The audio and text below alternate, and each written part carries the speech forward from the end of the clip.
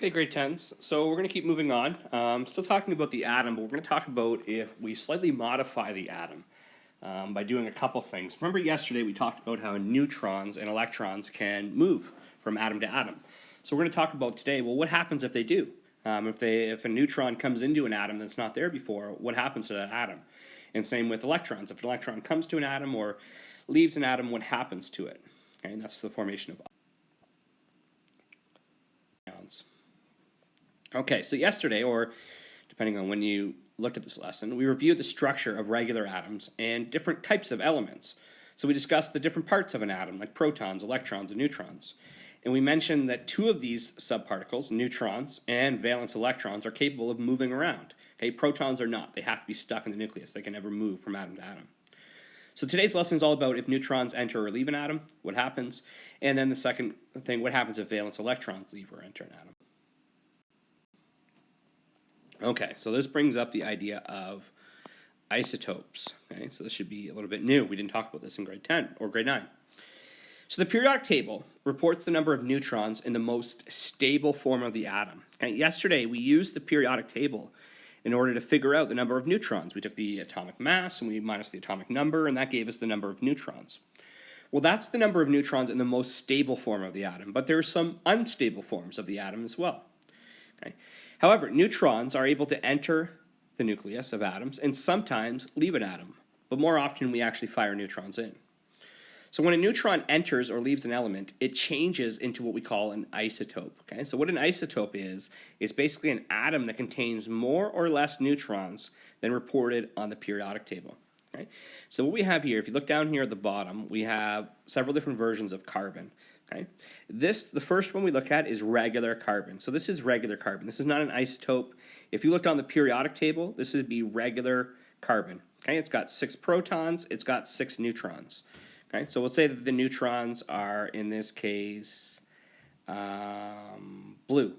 Okay? And the electrons are red. So in this case, we've got 6 neutrons. Now, if we, say, send a neutron into the nucleus of a carbon atom, we turn it, and now we have 7 neutrons. Right? So if you look, we now have 1, 2, 3, 4, 5. We have 7 blue dots. So here, 1, 2, 3, 4, 5, 6, 7. So we have 7 neutrons. So the number of protons still stays the same. But this right here, which I'm going to highlight now in red, is what we call an isotope. Okay? This is an unstable version of carbon because it has more neutrons than the stable version. Okay? Now you could send even more neutrons in there and say we give it now 8 neutrons. So now we have 1, 2, 3, 4, 5, 6, 7, 8 neutrons. This is another isotope of carbon. It would be even more unstable. Okay? So these ones that I have highlighted in red are what we call isotopes of carbon. And all it means is that they have a different number of neutrons than the normal carbon, okay, as reported on the periodic table. Back to the periodic table. Now, what effective isotopes? Well, when an atom's nucleus starts absorbing neutrons, because that's where neutrons go, it becomes an isotope. Now, if the nucleus begins to fill up with neutrons, so it starts to fill up, sorry, I have a typo there, it can begin to actually break down and start cracking. If you send so many neutrons in there that the nucleus gets so full, it actually starts cracking. Okay, and when that happens, it releases energy known as radiation, or it's called a radioisotope. And that's what causes radiation. Now, we use this actually for things like when we use radiation for treating cancer patients. Okay, this is how we do it. We actually take an atom and fill it with too many neutrons so it purposely releases radiation. Okay. Now, there's one step further. If the nucleus completely breaks apart, okay, what if we put so many neutrons in there that it doesn't start to crack? It actually completely explodes.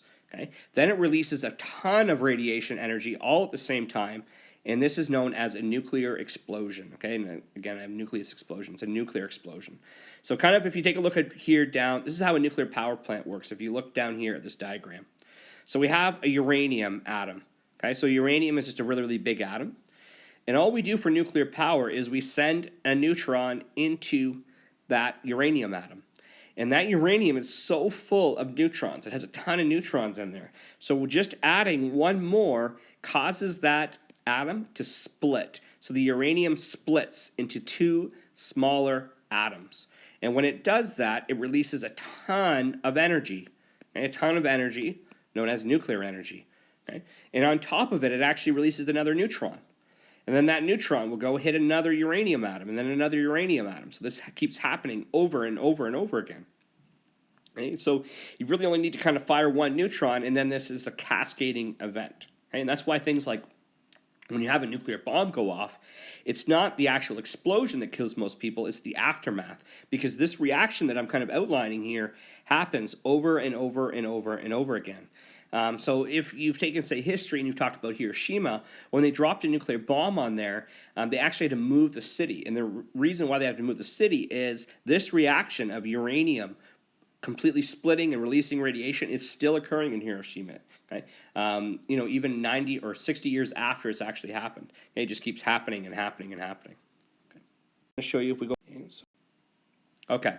Now, the next thing we want to talk about is, well, what if valence electrons start jumping around? Okay, and that's going to be a little bit different.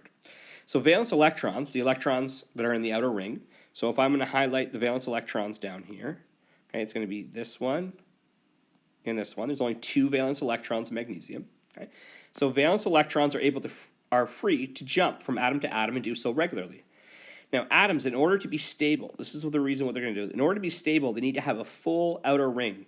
So their outer ring needs to be full. Okay, so if I highlight magnesium's outer ring, okay, we need to have this ring full, or the outer ring has to be full. Now, magnesium can do this two ways. Okay, it can kick off this electron. If I get rid of this electron and this electron, then that means the outer ring will disappear, and I will have a full outer ring. This ring right here will be completely full. Okay? That's one option. Now, the other option is, well, I could just add 6 more electrons to this in order to make it stable. But that doesn't happen. It's too difficult to add 6 electrons. It's a lot easier to just get rid of the 2. So what magnesium will do in order to become stable is basically get rid of 2 electrons. It will kick that one off and kick that one off. Okay? And now I have a full outer ring. So these valence electrons literally just jump off the atom in order to stabilize the atom. Okay? And they go off and they'll be collected by another atom at some point. And now this is full because I have a full outer ring. Okay? My last ring here is now completely full with 8 electrons. Now, when atoms kick off or absorb valence electrons in order to gain a full outer shell, they're called ions, and that's what an ion is. It's basically an atom trying to, okay, it must be, went and I used a full outer shell. Okay, so the formation of atoms. So in order to determine the type of ion formed, okay, this is what you have to do. We have to first determine the number of valence electrons. Okay, so if we look at lithium and magnesium, oxygen and nitrogen and fluorine, we have to figure out the number of valence electrons. Okay, now there's an easy way to do this. Let's go back. So determine the number of valence electrons. Lithium has 1, magnesium has 2, oxygen has 6, nitrogen has 5, and fluorine has 7. Okay, and again, all right, so I've done that. If the number of valence electrons is 1 to 3, the atom becomes positive, +1, +2, or +3. So what I mean by that, since lithium has 1, okay, and it's between 1 and 3, it is going to become +1. Okay? Magnesium, because it has 2, is going to be +2. Okay? If there was one that had 3, it would be +3. Now, if we look over at oxygen, okay, oxygen is not in this 1 to 3 range. It's 6. So what do we have for this rule? If the valence number is between 5 and 8, they become a negative ion. Now, it doesn't become -5, -6, -7, -8. It actually becomes -1, -2, or -3. Okay? Because basically, oxygen is going to pick up 2 electrons. And if it picks up 2 electrons, it picks up 2 negatives. So it's going to become -2. Okay? It has 6 in its outer ring. It needs 8. It's going to pick up 2 electrons. Nitrogen, okay, needs 3 in order to have a full outer ring. So it's going to become -3. Fluorine is going to become -1 because it needs 1 electron in order to become stable. Okay? So these are the ions. So Again, to rehash basically how you figure this out, you basically want to figure out, well, how many electrons are in its outer ring, and if it's 1 to 3, it's going to become positive, that 1, positive 2, or positive 3. The tricky one is if it is a 5, 6, or a 7. If it's a 5, it's going to be minus 3. If it's a 6, it's minus 2. And if it's a 7, it's a minus 1.